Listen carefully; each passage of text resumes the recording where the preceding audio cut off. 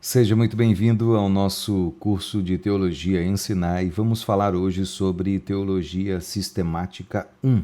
Na verdade, a Teologia Sistemática, como o próprio nome indica, ela agrupa sistematicamente os ensinos bíblicos que, em geral, eles começam em Deus, a sua autorrevelação e também a sua criação, seguidos da queda do homem, da obra redentora de Jesus e também da ação do Espírito Santo na vida do cristão, da igreja e bem como da esperança e do futuro desta, né? O futuro da igreja, o futuro daqueles que amam a Jesus, assim como eu e você.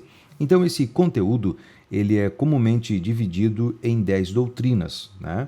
Seriam Escrituras ou Bibliologia, que foi o nosso primeiro curso, o primeiro livro que nós estudamos aqui no Ensinai.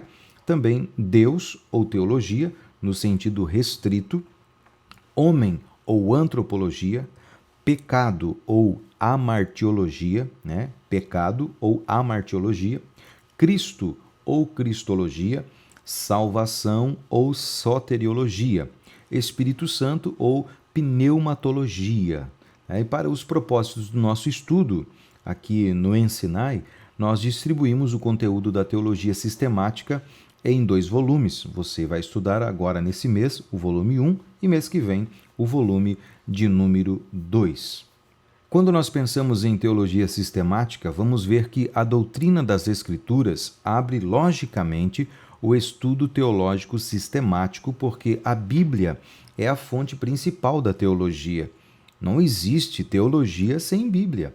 Você não vai aprender nada da presença de Deus ou da comunhão com Deus sem uma Bíblia, porque a Bíblia é a nossa regra de fé, a Bíblia é o que contém as promessas de Deus, que contém também os preceitos de Deus, as ordenanças de Deus, que eu e você precisamos praticá-las para que possamos nos tornar um com Ele através da nossa vida enxertada em Cristo, que é a oliveira verdadeira e nós, o jambuzeiro bravo. Né? Assim podemos pensar sobre essa questão maravilhosa. Então, nós precisamos entender a Bíblia como revelação de Deus, bem como estar também inteirados do fato da sua inspiração e convictos dessa sua inerrância, porque a Bíblia não tem erros, ela não contém erros. Tudo que está ali foi Deus que colocou para que eu e você pudéssemos aprender e estar mais próximos dele. Então, a doutrina de Deus sistematiza a crença em torno da realidade suprema. Nesse estudo, nós tomamos o conhecimento desse ser que se autorrevelou a nós. Deus se autorrevelou e nós aprendemos mais sobre a sua natureza revelada em seus diversos nomes e em seus atributos. Então, a teologia, ela nos informa a maneira em que Deus se manifesta nas 3 pessoas da Trindade: Deus Pai, Espírito Santo e Jesus Cristo. Nós temos também a doutrina dos anjos, que tem a sua importância, porque foi no mundo angélico que se originou o pecado, Lúcifer, né? Além disso, a vida cristã está intimamente ligada aos anjos, seja no combate espiritual, seja na ação dos anjos de Deus entre nós. Agora, quando falamos de antropologia ou doutrina do homem, ela fala da sua relação com o Criador e da sua constituição, que é tanto física quanto espiritual, e você vai ler isso no livro de Gênesis, capítulo 1 e capítulo 2, quando Deus faz o homem, desenha o homem no barro, né? E depois Deus sopra no homem o fôlego de vida, e então o homem ele se torna também alma vivente, né? Nós somos a imagem do próprio Deus, o que torna-nos uma criatura única e fascinante. E pode-se dizer também que toda a teologia existe em função do homem, a fim de que ele tome conhecimento da sua situação decaída e do plano divino que existe para salvar o homem.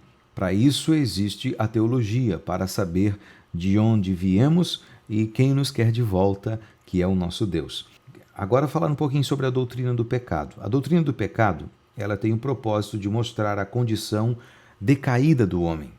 Por meio dela, nós procuramos então entender a origem do pecado, bem como a sua natureza, a sua extensão e também as consequências do pecado.